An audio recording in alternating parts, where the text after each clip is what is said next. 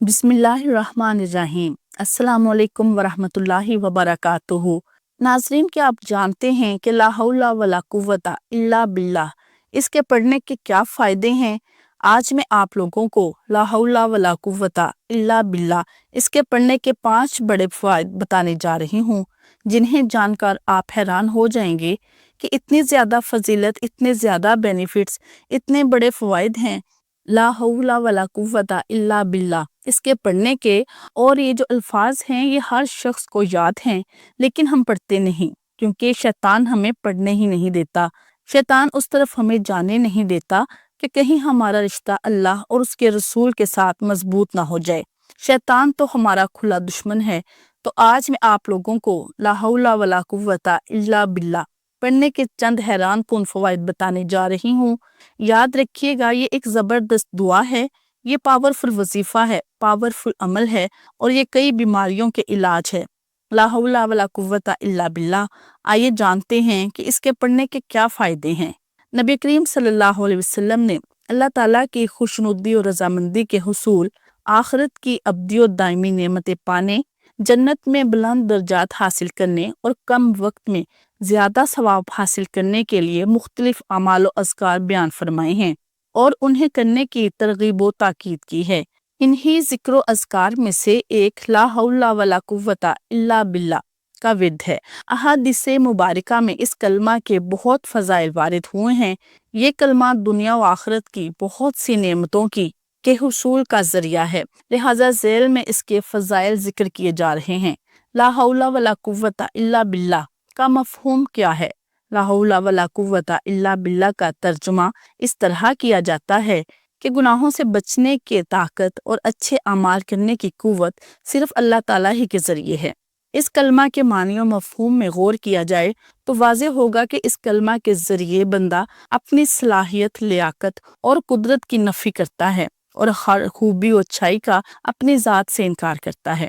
अल्लाह ताला की तरफ अपनी मोहताजी जाहिर करता है और अपनी आजिज़ी और इनकसारी का बरमला इकरार और अपनी बेबसी और लाचारी का खुले अल्फाज में एतराफ़ करता है और बाजुबान हाल कहता है कि ए अल्लाह, मैं एक आजिज़ और कमज़ोर बंदा हूँ, मुझे गुनाहों से बचने और अच्छे अमाल करने की तौफीक अता फरमा, क्योंकि आपके अलावा कोई नहीं जो इंसान को गुनाहों और बुरे कामों से बचा सके और नेक अमाल करने की कुव्वत दे सके।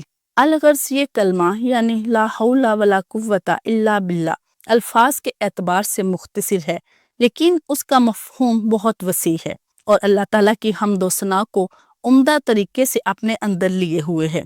इसी वजह से अहादीस मुबारका में ला हौला वला कुव्वता इल्ला बिल्लाह का कसरत से जिक्र करने की बहुत ताकीद आई है। ला हौला वला कुव्वता इल्ला बिल्लाह जन्नत का खजाना है। मुतअद्दिद अहादीस मुबारका में ला हौला वला कुव्वता इल्ला बिल्लाह को जन्नत का खजाना कहा गया है। चुनाचे बुखारी शरीफ वगैरह में हजरत अबू मूसा अशरी रज़ी अल्लाह अन्हो से रिवायत है। वो फरमाते हैं कि एक मर्तबा सहाबा कराम रज़ी अल्लाह अन्हुम नबी अकरम सल्लल्लाहु अलैहि वसल्लम के हमरा एक सफ़र में थे।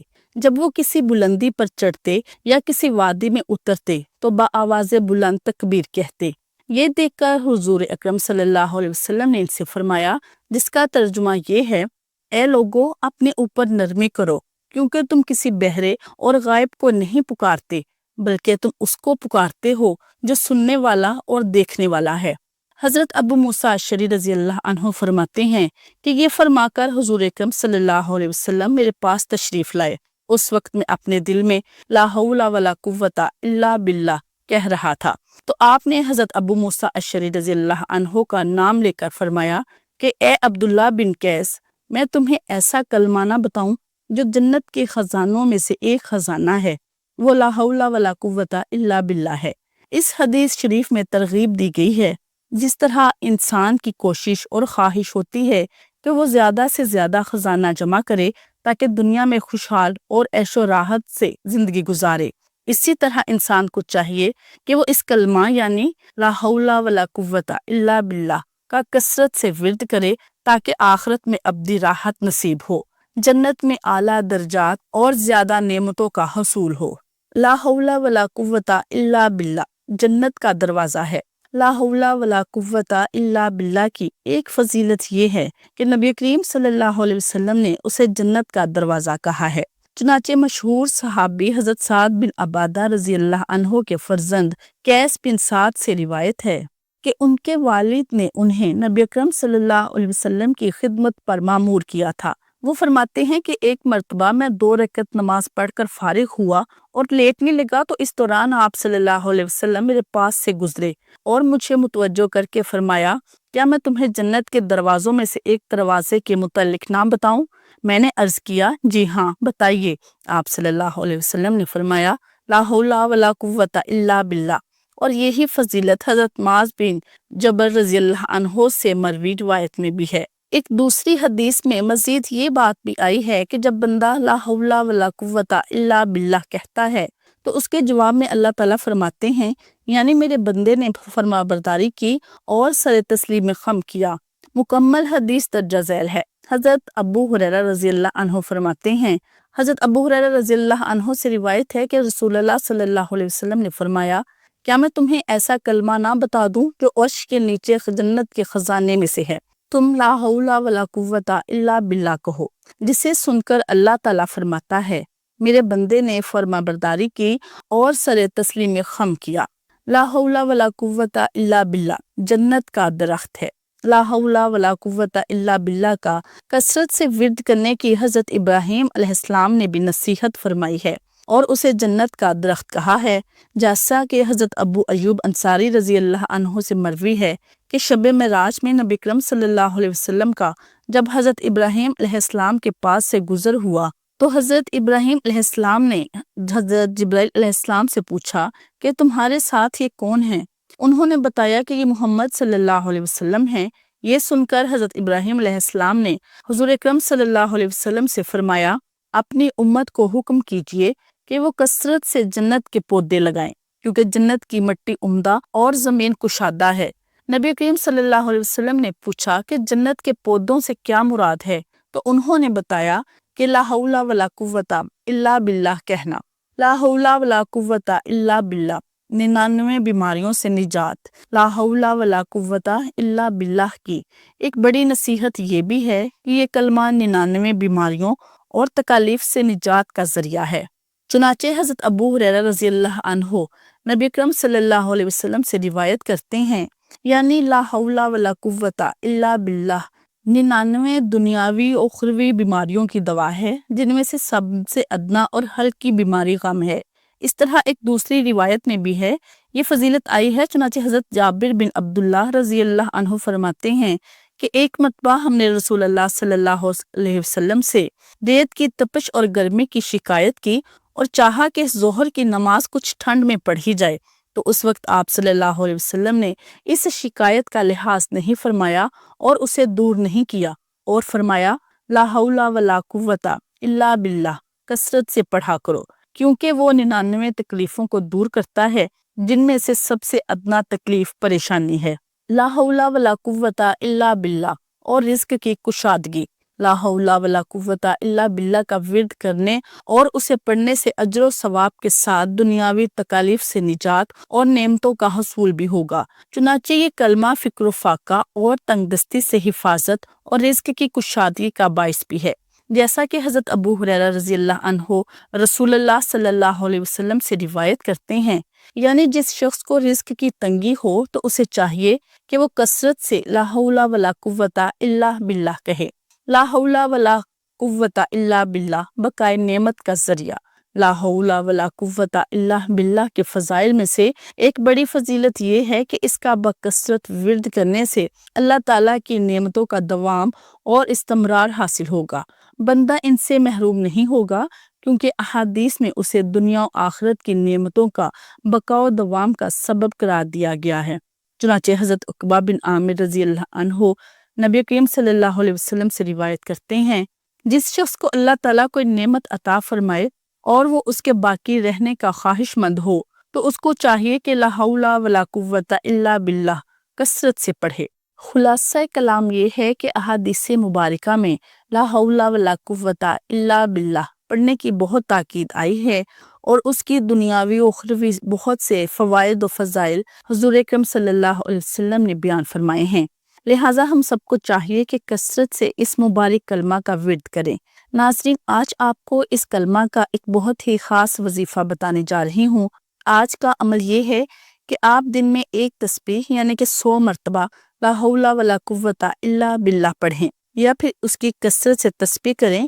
انشاءاللہ آپ کی تمام حاجتیں پوری ہو جائیں گی اور مشکلات دور ہوں گی، کیونکہ لا حول ولا قوت الا باللہ میں 99 بیماریوں کا علاج ہے۔ حدیث مبارکہ میں جمعرات کی رات کو روشن رات اور جمعہ کے دن کو مبارک دن کہا گیا ہے۔ ان 2 دنوں کی فضیلت بہت ہی زیادہ ہے، تو یہ 2 دن آپ نے ضائع نہیں کرنے، آپ نے یہ مختصر وظیفہ کرنا ہے۔ 2 دن یہ عمل کرنے کی برکت سے اللہ پاک آپ کی مانگی ہوئی دعاؤں کو رد نہیں فرمائیں گے۔ اللہ پاک آپ کی مانگی ہوئی تمام دعاؤں کو شرف قبولیت بخشیں گے۔ جو بھی حاجت آپ کے دل میں ہوگی پوری ہو جائے گی۔ اس ویڈیو میں جمعرات اور جمعے کے دن کا ایک ایسا وظیفہ پیش کیا جا رہا ہے کہ جس کے کرنے سے انشاءاللہ تعالی دنیا کی ہر چیز آپ سے محبت کرے گی۔ یہ ایک اسپیشل جمعہ کے حوالے سے وظیفہ ہے۔ اس عمل کو کرنے سے اس کی برکت سے چرند و پرند یہاں تک کہ فرشتے بھی آپ سے محبت کرنے لگیں گے۔ یہ ایک آزمودہ عمل ہے اور اس عمل کی بہت زیادہ فضیلت ہے۔ اس عمل کو آپ نے خود بھی کرنا ہے اور دوسرے مستحق لوگوں تک بھی پہنچانا ہے۔ جمعہ کے دن کی بہت زیادہ فضیلت ہے اور اس دن کو تمام دنوں پر فضیلت حاصل ہے، اور اس دن کے بہت زیادہ وظائف بھی ہیں، اور اس دن دعائیں خاص طور پر قبول ہوتی ہیں۔ اس میں قبولیت کی گھڑیاں بھی موجود ہیں۔ اسی دن میں 2 گھڑیاں ایسی ہیں کہ ان گھڑیوں میں آپ نے دعا مانگنی ہے، اور انشاءاللہ تعالی جب آپ ان گھڑیوں میں دعا مانگ لیں گے تو آپ کی دعا ضرور قبول ہوگی۔ اللہ تعالیٰ کی بارگاہ میں جمعہ ہی کا دن وہ دن ہے کہ جس دن قیامت برپا ہوگی، اور اسی دن حضرت آدم علیہ السلام کو جنت سے نکالا گیا، اور اسی دن حضرت آدم علیہ السلام کو جنت میں داخل بھی کیا گیا تھا۔ اسی دن اللہ پاک سے سچے دل سے آپ جو بھی دعا مانگیں گے انشاءاللہ تعالیٰ وہ آپ کی دعا ضرور قبول ہوگی، اور یہ تمام جمعہ کی فضیلت میں سے ایک فضیلت ہی ہے جو بیان کی جا رہی ہے۔ یہ وظیفہ جمعہ کے حوالے سے خاص ہے۔ آپ نے جمعرات اور جمعہ کا دن یہ عمل کرنا ہے۔